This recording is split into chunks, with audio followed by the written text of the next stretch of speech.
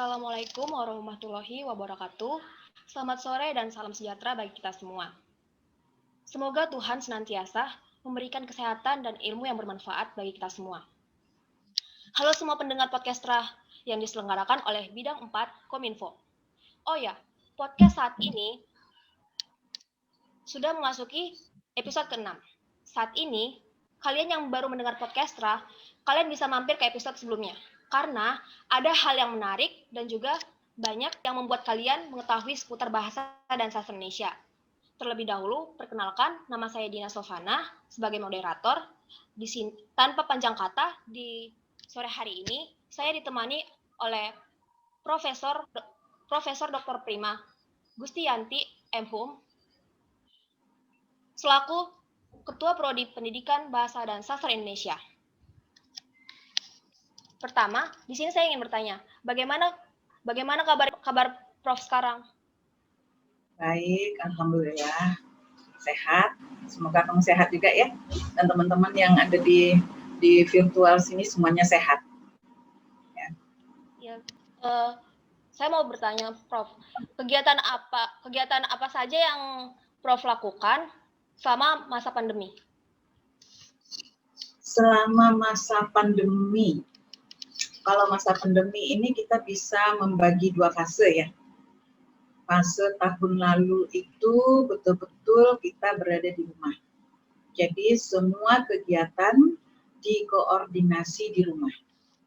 Ya, saya dengan Ibu Pipit sebagai sekretaris, kemudian dengan dosen-dosen yang lain, itu kami mengkoordinasikan berbagai program, berbagai kegiatan betul-betul melalui media ya. Dan itu kami lakukan di rumah. Kemudian fase berikutnya setelah agak longgar dan pemerintah juga sudah membolehkan kita bertemu di kampus, walaupun dengan skala yang lebih sedikit ya, skalanya tentu tidak besar. Nah, itu kami sudah bisa mengkoordinasi kegiatan berdua dengan sekretaris itu di kampus, sudah bisa merencanakan di kampus, tetapi tetap untuk dosen-dosen yang lain mereka berada di rumah. Jadi memang skalanya tidak skala besar kita buka, ya kampus juga demikian.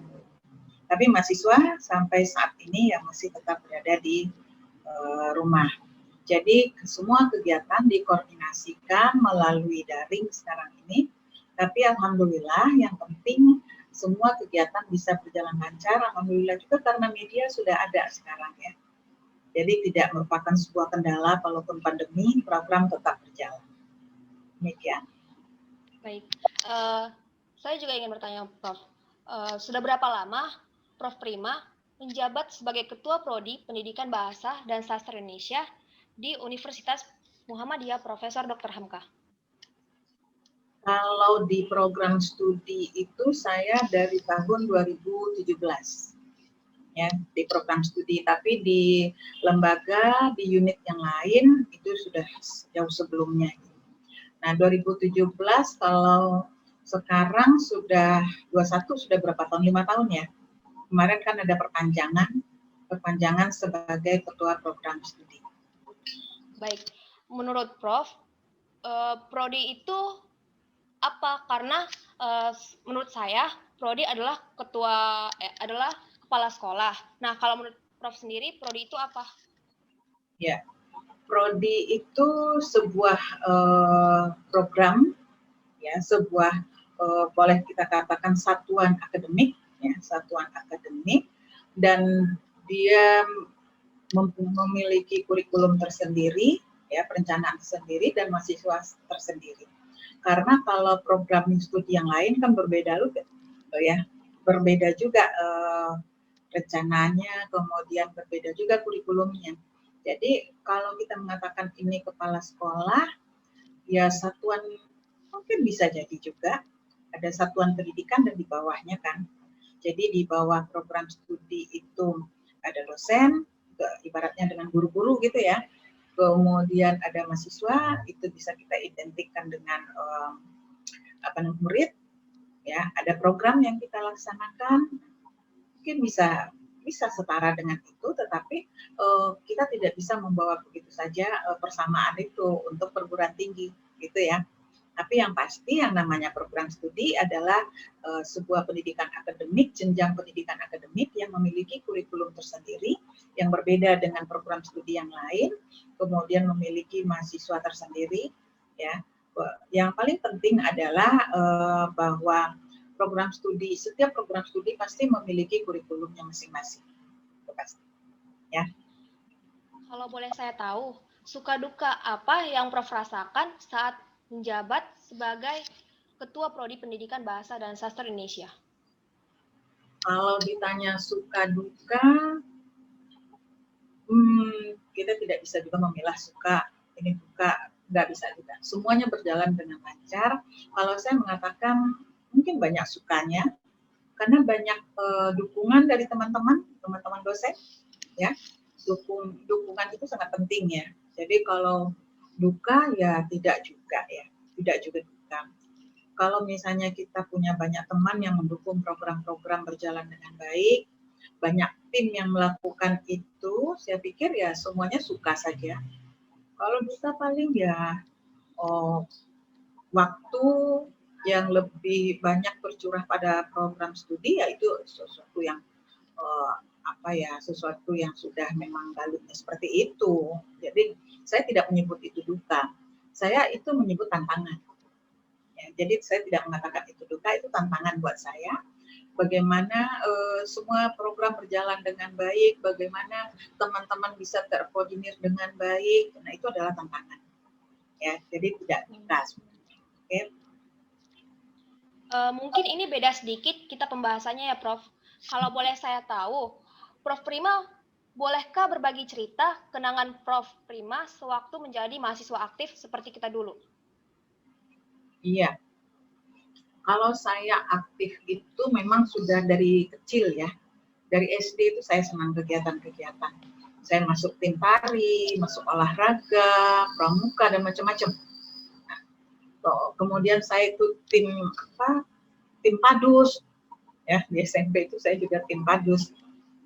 Nah, itu berlanjut sampai ke SMA, berlanjut sampai ke perguruan tinggi. Jadi di perguruan tinggi itu pas saya masuk di semester 1 itu saya apa sih rencana kegiatannya akan saya lanjutkan gitu ya. Dulu karena memang saya suka pramuka, akhirnya saya lanjutkan di pramuka. Kemudian saya juga masuk Hima. Tapi Hima tidak terlalu aktif karena saya lebih banyak di rektorat ya. Jadi pramuka itu kan kalau di IKI Padang situ, kalau di UNP situ levelnya adalah level rektorat. Ya. Jadi saya saking banyaknya di rektorat, jadi kan di IKI Padang tuh kampusnya luas ya. Jadi artinya FEBS itu kampus saya bahasa dan seni itu kan agak jauh dari rektorat. Jadi ketika selesai kuliah saya langsung ke rektorat. Jadi di rektorat itu ada sebuah gedung yang namanya PKM, Pusat Kegiatan Mahasiswa. Jadi di situ ada Menwa, ada pecinta alam, ada koperasi dan semuanya ada di situ terpusat.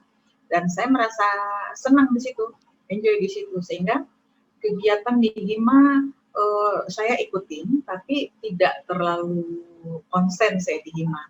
Ya. Jadi saya lebih banyak di pramuka waktu itu. Dan pramuka itu memberi saya ada kematangan diri yang saya terima. Ya, keaktifan itu membuat saya semangat. Jadi saya walaupun aktif, tapi tidak meninggalkan kuliah, walaupun ada saatnya saya bentrok, saya izin sama dosen, terus kemudian saya pelajari. Jadi melalui teman, tugas apa materinya itu saya selalu pelajari agar saya tidak tertinggal, karena bagaimanapun juga saya berpikir saya anak pertama. Ya, kalau anak pertama kan punya tanggung jawab besar ya pada adik-adiknya. Terus tanggung jawab itu harus saya pegang. Gitu. Jadi saya tidak ingin telat sedikit pun. 1 semester pun saya tidak ingin telat untuk menyelesaikan. Karena keaktifan saya di tempat lain. Misalnya. Jadi saya berusaha menyeimbangkan kegiatan, kemudian kuliah. Dan jadi saya bisa mengatur waktu dengan baik waktu itu. Jadi itu alhamdulillah sampai sekarang saya bisa memanage waktu itu dengan baik.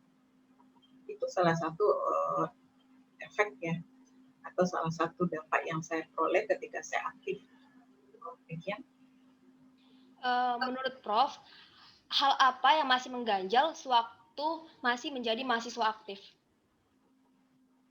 Saya pikir kalau mengganjal nggak ada. Saya bersyukur malah, ya, nggak ada yang mengganjal. Karena apa? Saya tetap selesai tepat waktu, ya. Walaupun saya kan memang 4,5 tahun selesainya, tapi 4,5 tahun itu kan karena saya mengambil program tesis. Program tesis itu adalah program, jadi zaman dulu itu ada program non tesis, ada program tesis. Nah, saya mengambil program tesis. Program tesis itu kan menambah mata kuliah lagi atau menambah 1 semester untuk bisa menjadi dosen waktu itu. Jadi memang saya sudah mengambil program itu. Jadi saya tidak terlambat.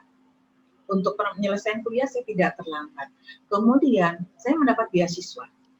Ada 2 beasiswa yang saya dapat.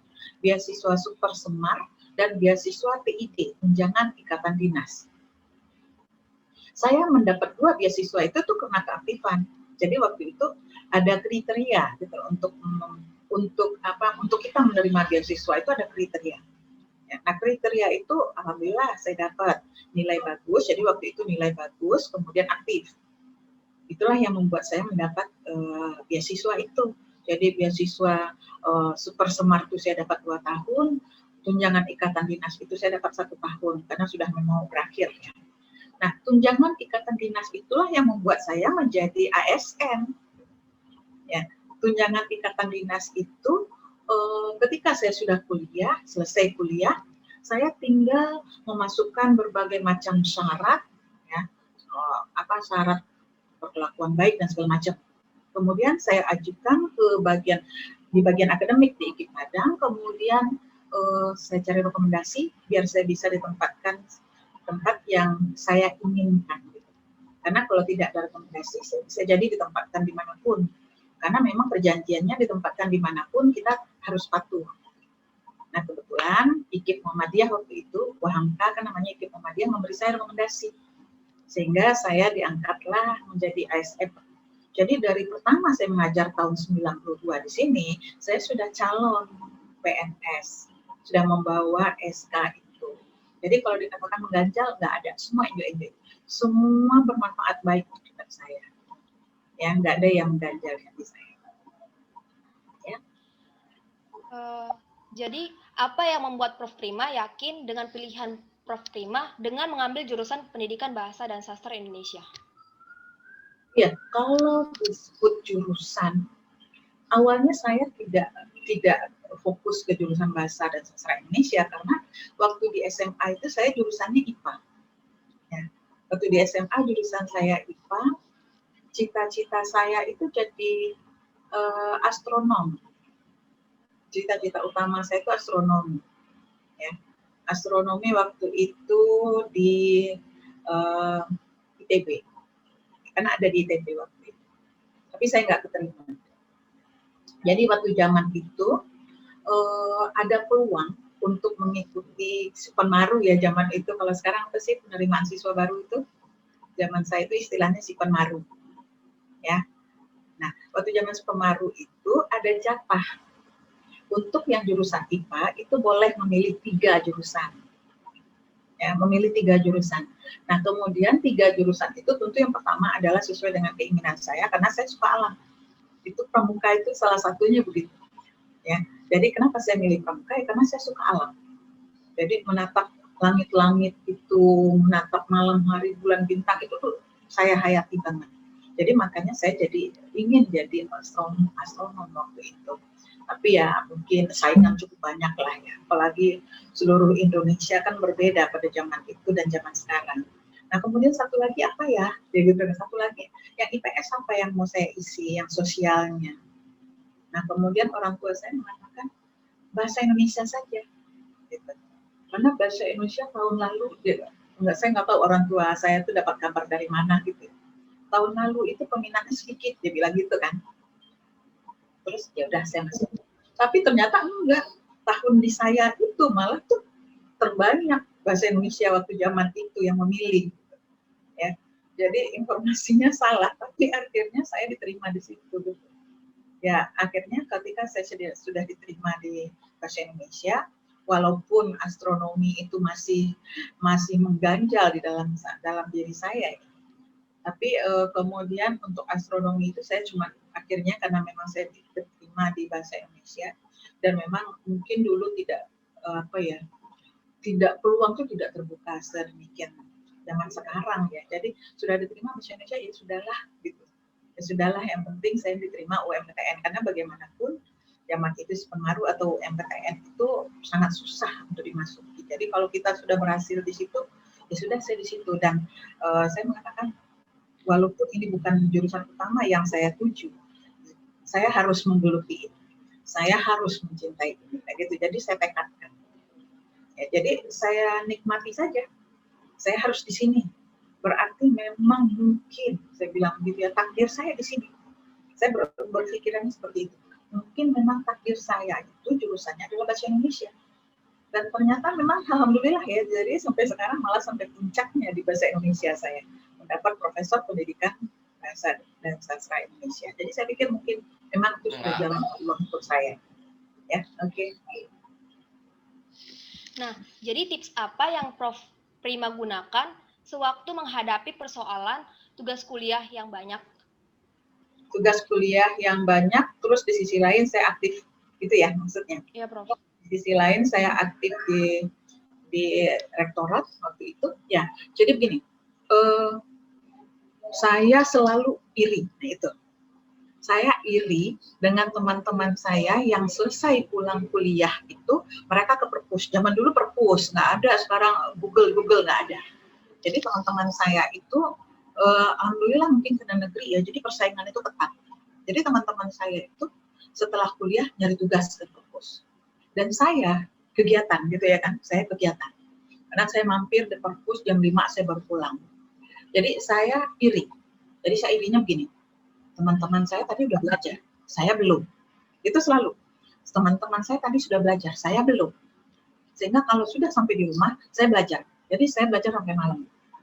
Jadi artinya saya selalu menyeimbangkan begitu. Jadi di kegiatan pun saya juga mencapai menjadi wakil, kemudian saya menjadi dewan adat. Ya, waktu mau jadi ketua saya sudah nggak bisa karena saya sudah selesai. Sudah selesai, artinya sudah ujian. Ya. Dan waktu itu saya juga sudah menjelang skripsi itu memang saya sudah menurunkan intensitas itu karena saya harus selesai. Ya. Jadi saya sudah harus selesai karena yaitu tadi jangan sampai karena saya anak tertua jangan berlama-lama kan, saya harus memberikan contoh yang baik. Jadi artinya saya tanamkan itu, saya berpikir teman-teman saya tadi sudah belajar, saya belum. Jadi ketika saya belum, saya malamnya harus belajar. Jadi ketika saya menjabat sebagai wakil, saya kegiatan, saya atur semua kegiatan di Racana, karena namanya Racana ya. Kalau pramuka tingkat perguruan tinggi kan Racana. Saya atur kegiatan di Racana. Kebetulan waktu itu kita sangat aktif di IKI Padang. Jadi pramuka menwa itu adalah termasuk yang lain kan memang pada aktif-aktif ya, pada aktif semua dan aktif sesuai dengan bidangnya masing-masing. Jadi artinya kemudian itu yang saya tanamkan. Teman-teman saya sudah belajar tadi, saya belum. Teman saya sudah belajar, saya belum. Nah kalau saya belum, berarti saya harus belajar sekarang. Jadi kadang sampai jam 10, jam 11 malam itu saya harus belajar. Itu kira-kira. Mungkin kita langsung kembali ke tema ya, Prof. Ya, seperti Pekan Ta'aruf bersama Prodi Pendidikan Bahasa dan Sastra Indonesia. Oh ya, Prof. Saya mau tanya, Prof. Persiapan apa yang mungkin Prof. Prima siapkan untuk pembelajaran di generasi selanjutnya? Ya, kalau di generasi selanjutnya kita harus mengikuti program pemerintah. Ya. Nah, program pemerintah sekarang ini yang sedang digalakkan sekali adalah MBKM. Ya, Merdeka Belajar Kampus Merdeka. Dan alhamdulillah Bahasa Indonesia kan mendapat hibah COE MBKM, Center of Excellence MBKM. Jadi sekarang ini dananya sudah turun setelah Lebaran ini kita mulai kerja. Rapatnya sudah berlangsung, step-step dalam rapat sudah berlangsung, actionnya setelah Lebaran ini kita langsung action. Nah, jadi program apa yang mau kita buat, kita tidak terlepas dari program pemerintah. Apa sih yang diinginkan oleh pemerintah, kita sambut. Karena kita harus bisa menyesuaikan dengan keinginan pemerintah. Karena mahasiswa pun juga dia akan melihat perkembangan itu. Dan kita kampus swasta itu kan harus cepat tanggap terhadap program-program pemerintah. Agar apa? Agar kampus kita diminati oleh mahasiswa. Agar kampus kita melihat, kampus itu sudah melaksanakan program pemerintah, gitu ya kan? Jadi program berikutnya yang pasti adalah MBKM. Kemudian UHAMKA, FKIP sekarang masih terus melanjutkan pembelajaran daring. Nah, ketika pembelajaran daring, ya, nah online-nya tentu UHAMKA meningkatkan dan Prodi juga ngikutin itu. Jadi kapasitas online kita, pengembangan online kita itu harus kita kembangkan agar ya begini, yang namanya perkembangan alat komunikasi itu kan sangat pesat ya. Jadi kita pun juga harus berlari mengejar itu. Jadi sekarang ini program yang terutama adalah MBKM, kemudian meningkatkan pembelajaran daring, ya. Nah, untuk MBKM itu memang cukup banyak dan kita sudah merintis sekarang ini pertukaran pelajar, ya. Pertukaran pelajar sudah diikuti oleh beberapa orang mahasiswa dengan Malang, Universitas Negeri Malang. Kemudian sekarang ini kemarin kami sudah membuka kembali hubungan dengan UUM. Nah, mungkin next setelah semester depan kita akan pihak UUM juga demikian, tapi masih daring. Jadi pertukaran pelajar sekarang karena pandemi ya, jadi tidak bisa ke sana. Jadi kita belajar melalui daring, begitu juga nanti dengan UUM. Jadi banyak program yang digagas di Prodi Bahasa Indonesia. Ya. Saya juga mau bertanya, Prof. Hal kecil apa yang sudah UHAMKA lakukan dengan persiapan generasi selanjutnya? Kalau untuk persiapan generasi selanjutnya, UHAMKA tuh banyak yang dia lakukan. Ya, banyak yang dilakukan, ya salah satu melalui program pendidikan seperti ini. Program pendidikan seperti ini adalah untuk melanjutkan generasi berikut. Untuk membuat generasi berikut menjadi lebih bagus, ya, membuat generasi berikut itu mampu menghadapi globalisasi. Ya. Salah satunya dengan online. Jadi UHAMKA nggak mau ketinggalan. Apapun dilakukan oleh UHAMKA untuk mengembangkan mahasiswa. Ya tentu itu seiring dengan pemerintah. Jadi pemerintah melontarkan kegiatan apa, UHAMKA langsung menyambut. Kegiatan A ambil, kegiatan B ambil untuk mahasiswa. Jadi kegiatan kalau kita lihat apa saja yang dilakukan UHAMKA banyak. Ya, banyak yang dilakukan oleh UHAMKA untuk mahasiswa-mahasiswa. Sekarang apa yang sedang tren, ya, MBKM itu mengubah kurikulum. Ya, kurikulum itu diubah menyesuaikan dengan MBKM itu adalah untuk mahasiswa. Ke depan mahasiswa itu harus link dengan dunia kerja. Ya, harus dunia kerja. Nah, MBKM ini adalah salah satu demikian. Mahasiswa harus link dengan masyarakat, mahasiswa harus link dengan dunia kerja. Sehingga ketika mahasiswa itu selesai dari kampus, dia nggak gelagapan. Ya, dia sudah biasa di masyarakat, dia sudah biasa di dunia kerja. Nah, itulah yang sekarang kampus Merdeka itu. Ya, jadi itu salah satu yang disiapkan juga oleh UHAMKA. Jadi peraturan pemerintah, program pemerintah kita sambut cepat karena kita tahu itu bagus untuk mahasiswa. Dan UHAMKA nggak mau ketinggalan, bergegas, berlari cepat menyiapkan itu, ya agar mahasiswanya ke depan ya bisa sesuai dengan yang dicita-citakan oleh pemerintah. Itu ya. Menurut pendapat Prof. Prima, pendidikan bahasa dan sastra Indonesia itu apa? Karena menurut saya, pendidikan bahasa dan sastra Indonesia itu adalah menampung mahasiswa-mahasiswa yang memiliki karya-karya sastra dalam pendidikan sastra. Kalau menurut Prof. Prima sendiri apa? Ya, luas sebenarnya. Ya, jadi kalau kita bicara prodi bahasa Indonesia itu tidak hanya semata-mata, ya, tidak hanya semata-mata kurikulum belajarnya adalah ini, bukan sekedar itu. Tapi satu hal, ya, kita harus bicara nasionalisme di situ. Ya, kita harus bicara identitas bangsa di situ. Jadi program studi bahasa Indonesia ini di sisi lain bukan hanya sekedar semata-mata kita belajar bahasa, kita belajar sastra, bukan itu. Tapi satu, di situ ada identitas bangsa. Jadi bahasa Indonesia yang kita siapkan ini adalah nanti Anda akan menjadi guru di sekolah. Jadi yang pertama Anda siapkan adalah bahwa siswa-siswa kita itu adalah mencintai bahasa Indonesia.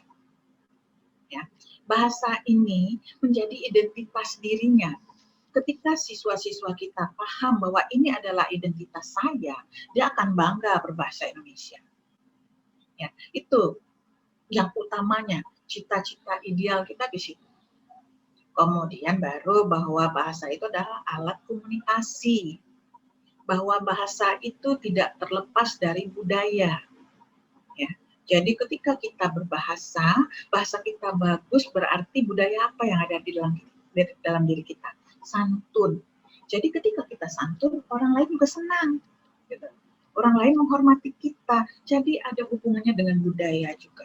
Jadi kalau kita lihat bahasa Indonesia tidak hanya sekedar, ya, tidak hanya sekedar itu. Ada karakter, ada budaya, ada nasionalisme, ada identitas, banyak hal di situ. Ya, jadi guru-guru bahasa Indonesia yang kami didik ini nanti, Anda akan menjadi calon guru. Itu calon guru itu tolong tanamkan itu. Nanti Anda ke lapangan, Anda menjadi guru, tolong tanamkan dulu jiwa nasionalisme anak kita.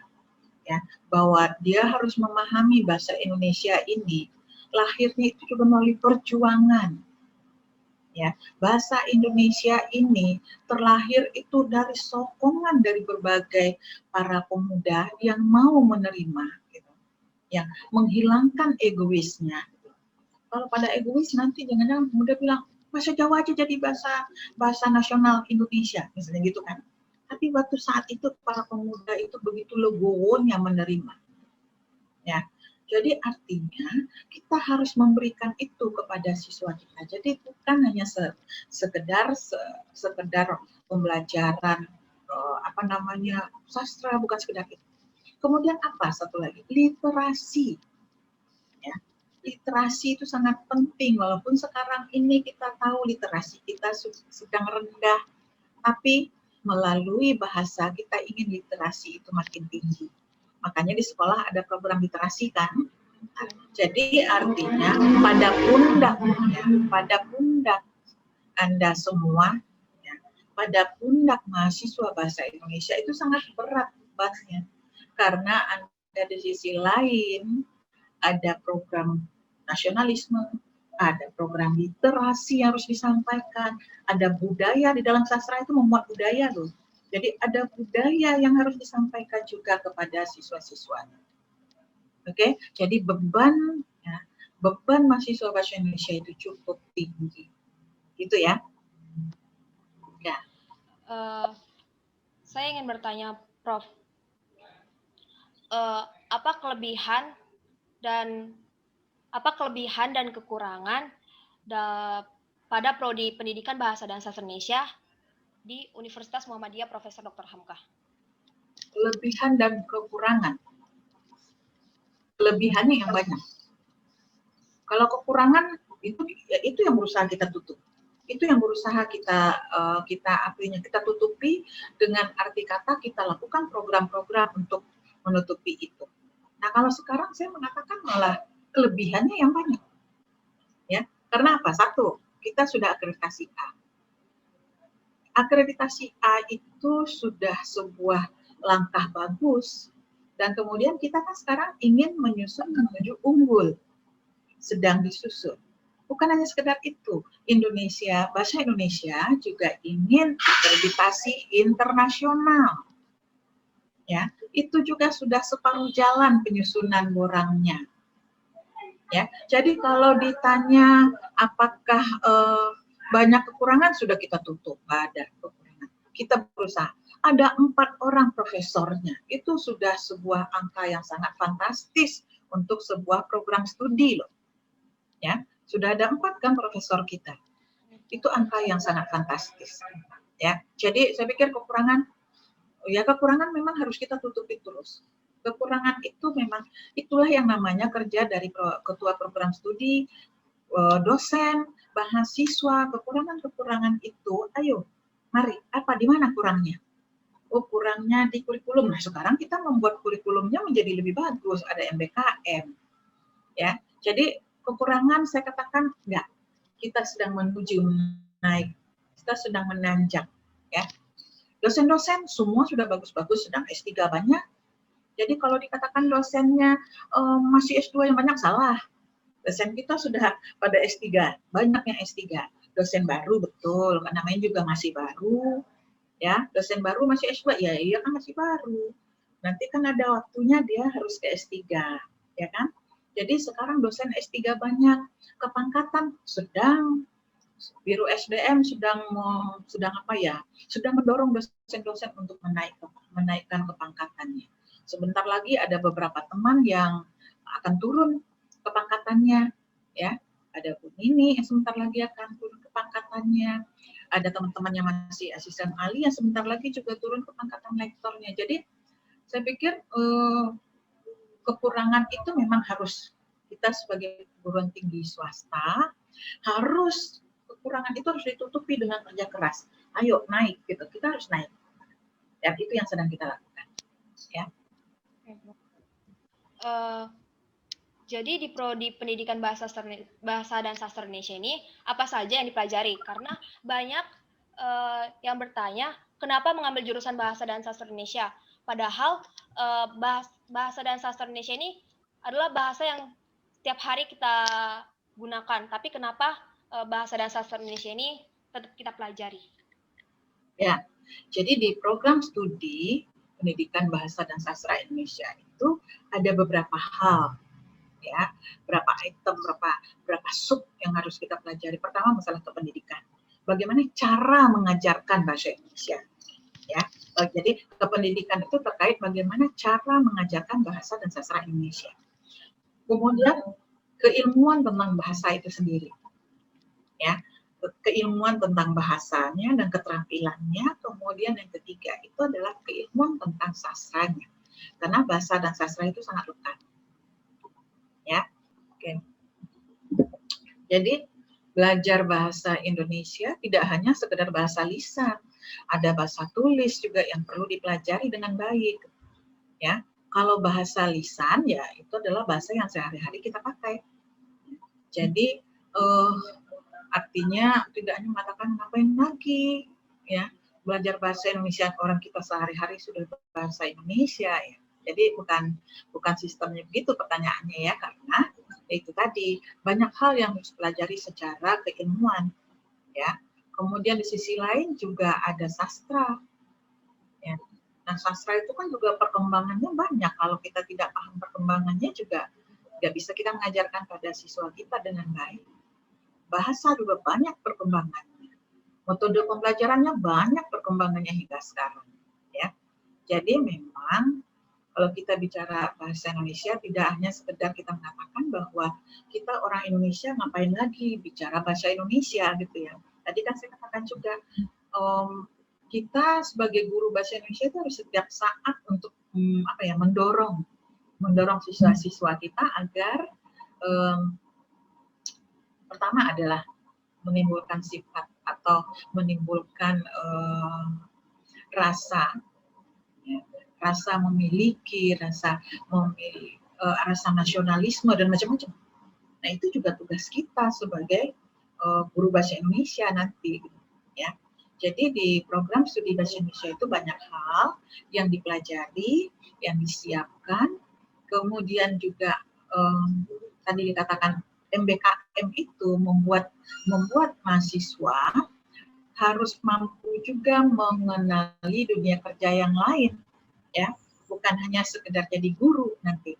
Jadi Anda bisa menjadi editor, ya, kerja di sebuah perusahaan percetakan, ya, bisa di situ. Kemudian disiapkan retorika yang bagus, ya, sehingga Anda bisa menjadi protokol dan segala macam. ya. Jadi banyak hal sebenarnya yang bisa dipelajari di program studi Bahasa dan Sastra Indonesia. Apalagi dengan kurikulum MPKM ini makin kaya pengalaman mahasiswa. Gitu ya. Oke, silakan Sofana.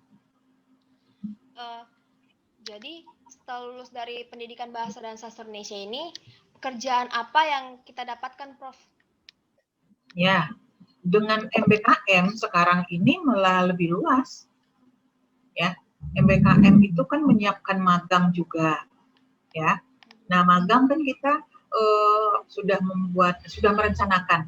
Ada yang sudah bekerja sama, ada yang merencanakan kerjasama yang lainnya yang lebih luas. Itu bisa di majalah, ya, di koran, kemudian ya kalau sekarang koran online ya bisa online, karena memang nanti mahasiswa kan dibekali juga dengan jurnalistik, karena jurnalistik itu bagian dari komunikasi, ya, bagian dari bahasa juga. Ya. Kemudian menjadi peneliti pemula, Anda bisa menjadi peneliti nanti. Nah, kalau misalnya sekarang ini kan juga ada tuh terbuka penelitian bersama antara dosen dan mahasiswa. Jadi Anda di luar sana nanti bisa menjadi peneliti juga, macam-macam. Ya. Jadi dengan MBKM ini lebih luas, lebih luas. Ilmu yang Anda peroleh juga lebih luas. Dan kami merencanakan juga bahwa Anda nanti harus memahami dunia digital sastra. Jadi Anda bisa menjadi penulis juga, ya, menjadi penulis seperti yang sekarang ini banyak di aplikasi-aplikasi itu, ya. Jadi punya penghasilan lain juga dengan menulis plot novel dan segala macam. Ya, itu juga kami siapkan. Membuat naskah-naskah skenario. Jadi kalau Anda bisa masuk ke dunia-dunia entertain juga Anda bisa berada di situ. Jadi banyak hal yang akan kami siapkan nanti dengan MBKM ini. Ya.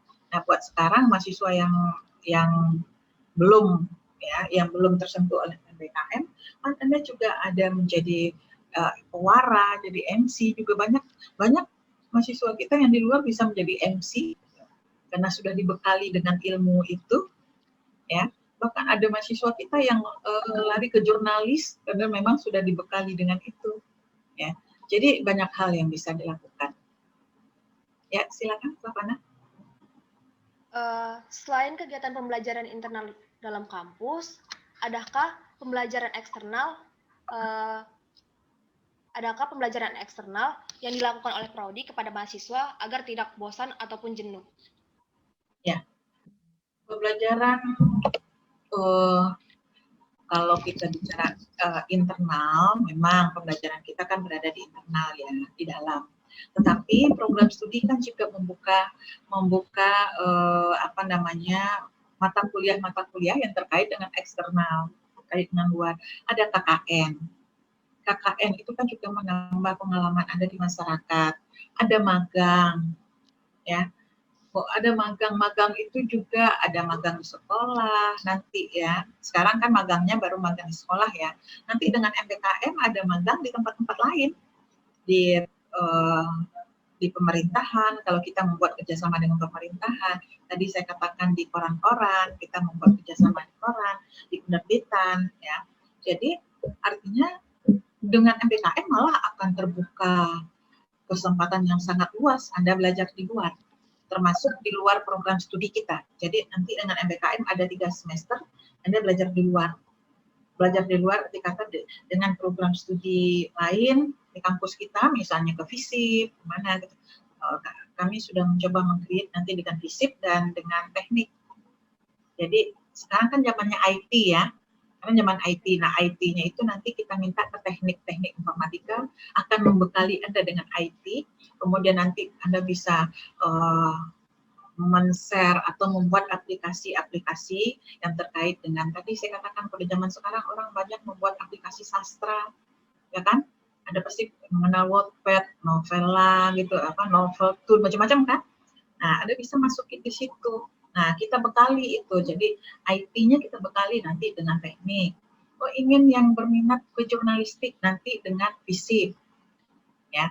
Jadi akan banyak nanti dengan MPKM ini malah ada 3 semester Kemudian pertukaran pelajar. Ya, kita membuka pertukaran pelajar dengan beberapa universitas. Hanya karena pandemi, pertukaran pelajarnya ya masih menggunakan virtual, nggak bisa ke sana. Nanti kalau sudah memang aman, ya pandemi sudah tidak ada, ya namanya pertukaran pelajar ya betul-betul ke universitas itu, ya belajar 1 semester di situ. Jadi punya wawasan, oh, jadi Anda terbuka wawasan, oh di universitas ini begini belajarnya. Jadi kita tidak mencari pembanding, oh begini, menjadi pengalaman bagi Anda. Anda bisa share lagi ke prodi, Bu di sana begini, begini, begini, begini. Jadi prodi menjadi makin kaya, gitu. Ya, Bu di perusahaan itu saya begini, begini, Bu. Oke, prodi makin kaya jadinya, banyak informasi yang harus diolah oleh prodi. Itu ya. Ya, Prof. Begini, Prof, saya mau nanya, kita kan termasuk ke dalam generasi Z. Nah, kira-kira menurut Prof Prima, apa aja sih kebutuhan yang harus dimiliki pada generasi kita ini, generasi Z yang dalam masa saat ini? Ya, generasi Z itu dia sudah sangat akrab ya, dengan teknologi, sangat akrab. Nah, ketika mereka akrab dengan teknologi, prodi kan mau tidak mau menyediakan itu. Nah, Hamka, FKIP, tentu di atasnya ya, sudah menyediakan itu. Jadi artinya ketika mahasiswa menghadapi pandemi, nggak kaget. Mahasiswanya nggak kaget. Ya, karena apa? Mereka sudah biasa. Generasi Z itu sudah biasa memegang ini. Ya, sudah biasa memegang, sehari-hari yang dia pegang adalah gadget. Ya, jadi berikutnya apa yang perlu disiapkan, yaitu adalah program-program belajar yang inovatif. Jadi dosen pun, ya dosen yang senior katakanlah mungkin agak gagap waktu masuk ke pandemi itu, tapi sekarang sudah berselancar juga. Awal-awal gagap lah, kaget gitu, ya karena ketika pandemi langsung berubah, ya langsung berubah, mau tidak mau harus berubah, terpaksa berubah. Nah ketika berubah tentu mungkin ada yang gagap dan segala macam.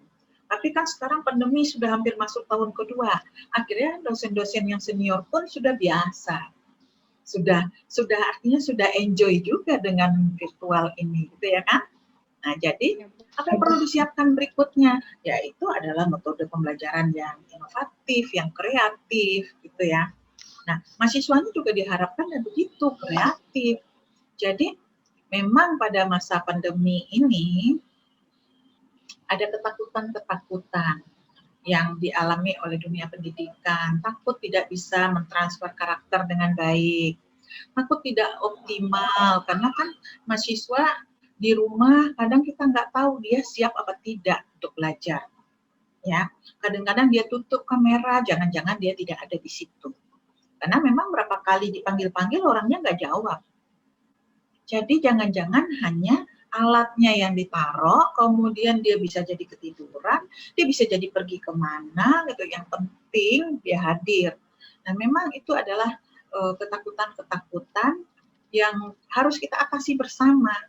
Harus ada kesadaran dalam diri mahasiswa bahwa media yang kita lakukan sekarang ini mempermudah, iya, tapi jangan dianggap enteng, gitu loh. Jadi agar mahasiswa juga bisa memperoleh ilmu secara optimal.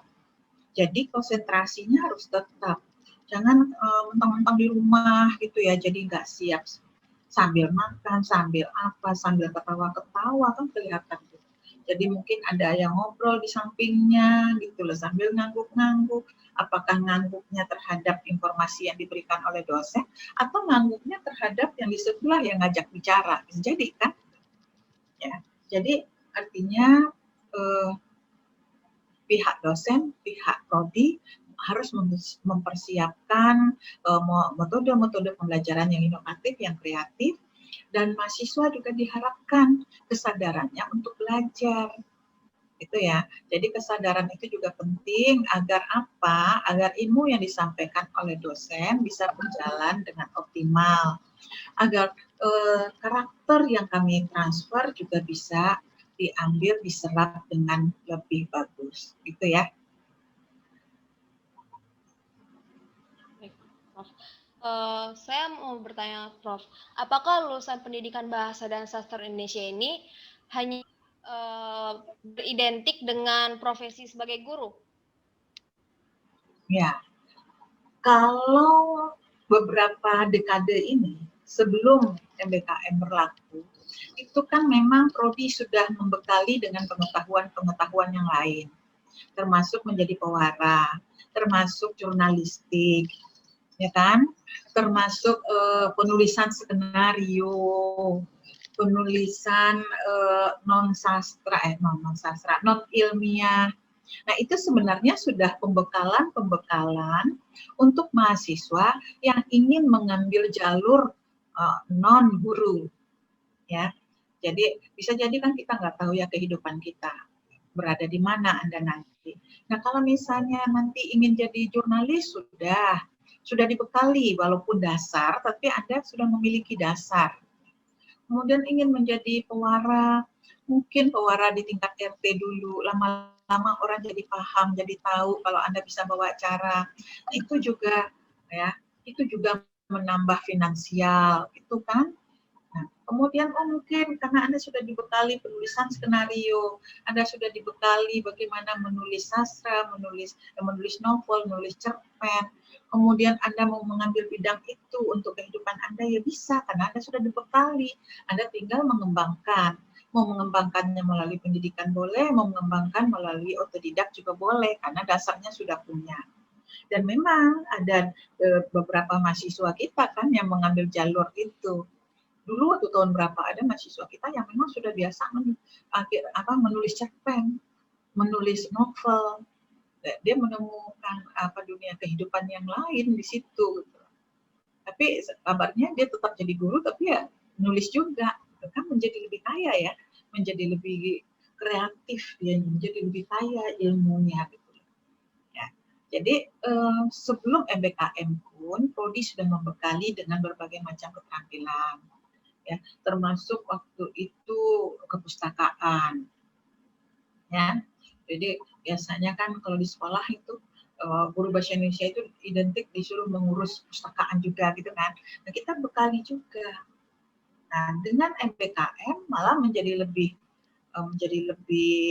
lebih optimal gitu, lebih optimal lagi ilmu-ilmu yang kami berikan itu, karena harus ditambah SKS-nya gitu. Kami kemudian tambah SKS-nya agar ilmu yang dibekali itu menjadi lebih tinggi. Ya. Pertanyaan terakhir, Prof. Lalu bagaimana motivasi Prima untuk mahasiswa pendidikan bahasa dan sastra Indonesia yang tidak ingin atau tidak memiliki cita-cita menjadi guru?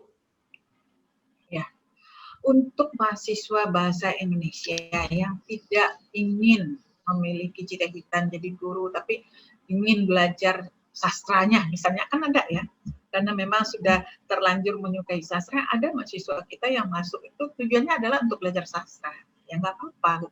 Ya, jadi artinya begini, ketika sudah masuk ke prodi ini, semuanya harus dinikmati. Semuanya harus dipelajari. Jangan hanya, Bu, saya tuh inginnya hanya menulis sastra, jadi saya sastra saja. Enggak. Ketika Anda sudah masuk pada prodi ini, tadi saya katakan 3 komponen itu harus dipelajari. Ilmu kependidikannya, kemudian ilmu kebahasaannya, kemudian ilmu sastranya. Apakah nanti Anda suatu saat betul Anda cuma bergelut di bidang tulis menulis, yang nggak apa-apa, itu menjadi pengayaan, ya kan? Tapi mungkin Anda suatu saat menjadi guru, tapi di sisi lain juga menjadi penulis. Nah, itu pun menjadi lebih kaya juga ilmunya, gitu ya. Jadi untuk yang tidak ingin menjadi guru, tidak apa-apa, pelajari ini. Karena guru itu tidak semata-mata kita harus mengajar di sekolah. Anda nanti juga harus mengajar anak sendiri, harus mengajar anak ada PR, ada segala macam.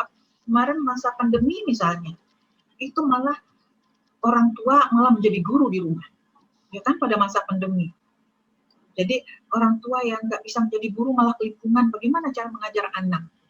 Nah, Anda kalau misalnya eh, punya bekal itu, Anda bisa mengajar anak di rumah, dia mengajarkan PR-nya, kemudian di sisi lain Anda punya aktivitas yang lain, itu malah lebih bagus, lebih kaya. Ya, jadi jangan hanya a priori, saya setengahnya aja ilmunya, Bu, saya ini bukan. Semuanya harus Anda peroleh. Siapa tahu suatu saat ketika sudah jadi penulis, ingin jadi guru. Setelah jadi guru, ingin jadi penulis, macam-macam kan. Perubahan hidup itu kita nggak tahu. Ya, yang penting kami sudah membekali. Ya, oke. Baik, mungkin dari Prof bisa memberikan penutup dari diskusi kita hari ini sebelum diskusi kita kali ini ditutup, Prof. Ya, oke. Untuk mahasiswa bahasa Indonesia, ini nanti akan ditonton oleh mahasiswa bahasa Indonesia kan ya? Mungkin juga mahasiswa yang lain. Prof. Ya, mungkin juga mahasiswa yang lain. Jadi pada masa pandemi ini, ya, jangan kendor semangat untuk belajar. Ya, jadi biarpun di rumah harus belajar dengan baik, karena bagaimanapun juga ilmu kita jangan sampai berkurang. Nggak ke kampus, ilmu menjadi kurang, ya jangan. Ya, jadi tugas-tugas yang diberikan oleh dosen jangan dianggap itu memberatkan, itu adalah untuk Anda semua. Ya, nah kemudian di sisi lain, di sisi belajar, untuk Ananda semua tolong dijaga prokes kesehatan, ya, karena pandemi belum berlalu, ya. Karena ketika Anda menjaga diri sendiri, itu berarti juga menjaga keluarga, menjaga lingkungan, ya. Karena yang namanya penyakit COVID ini, kalau Anda menderita itu tidak sendiri, ya. Karena kita berbicara terus, ada droplet terus, jadi orang lain di rumah pun bisa akan kena. Nah, orang yang di rumah yang keluar juga bisa menularkan pada masyarakat. Ya, jadi untuk Ananda semua, tolong diingat-ingat prokes kesehatan ini.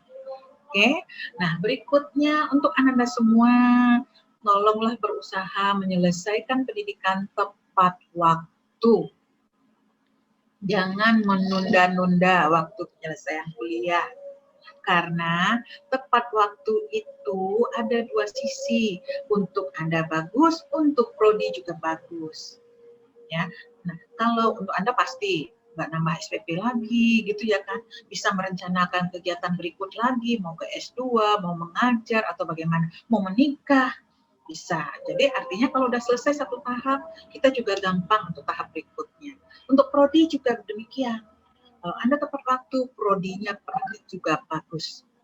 Ya, jadi untuk Anda semua, ya, yang akan mendengarkan ini nanti, jaga kesehatan jangan lupa, kemudian semangat belajar, jangan sampai melebihi target yang sudah ditetapkan. Oke, ya, demikian. Baik, terima kasih Prof. Prima yang sudah memberikan waktu dalam acara podcast hari ini. Mungkin cukup sekian diskusi kita pada podcast hari ini. Ya. Dan terima kasih. Assalamualaikum warahmatullahi wabarakatuh. Waalaikumsalam warahmatullahi wabarakatuh.